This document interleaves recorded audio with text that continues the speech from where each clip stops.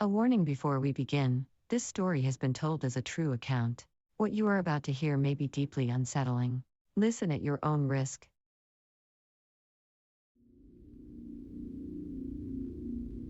This is a true story from my childhood. My grandmother and aunt lived in an old apartment in a neighborhood where there always seemed to be something dark lingering in the air. My aunt, who was only a few years older than me, was a teenager at the time. She would often tell stories about things that were almost too strange to be true, things that can only be described as paranormal. They lived in a 3-room apartment with their bedrooms side by side. At night, my aunt often felt as if someone was blowing on her face while she slept, even though the windows were closed and the room was still. Sometimes she heard breathing despite being alone. Even her boyfriend back then, who occasionally stayed, experienced strange things.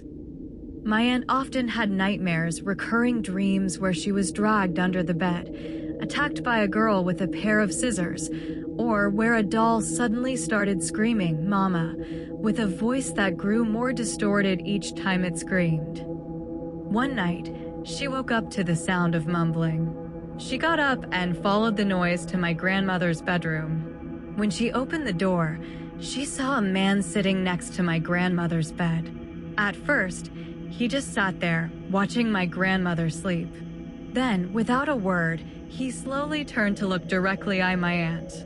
Terrified, she switched on the light, and the man was gone. She later described him as resembling her father, my grandfather, who was still alive at the time. My grandmother later confirmed that she too had seen the figure by her bed and believed it was one of my grandfather's deceased brothers coming to check on her. When we grandchildren visited during the summer holidays, we all noticed how heavy and oppressive the atmosphere was in the apartment, especially in the hallway. Despite the summer heat outside, the apartment was often cold. In the kitchen, there was a door with marbled glass, and at times it felt as if someone was standing on the other side, watching us. We also experienced strange things. One time, my sister and our cousin were playing on my grandmother's bed.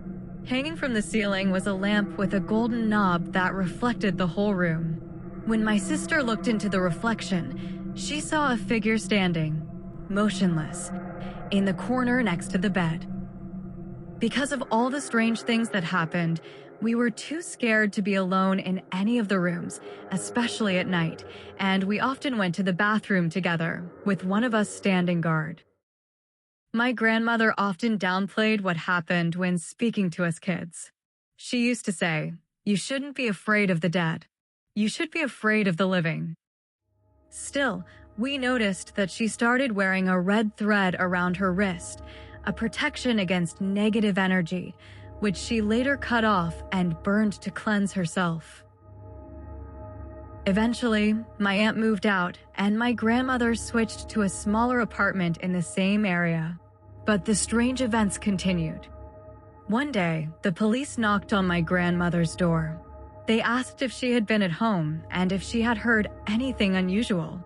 She hadn't heard a thing. Later, she found out that one of her neighbors had been found brutally murdered in their bathtub with an axe. My aunt, now living in another building nearby with her young daughter, also continued to experience strange things. Toys started moving on their own, sometimes even without batteries. Dolls would suddenly change position, and strange sounds came from nowhere. I truly believe something was wrong with that place. It was as if the entire area was soaked in something dark and restless. Not just spirits, something worse. The Neighborhood has even been featured in true crime documentaries, like Inside the Mind of a Killer, where one episode focused on a chilling case involving a young man who murdered and dismembered a young mother in the building right next to my grandmother's.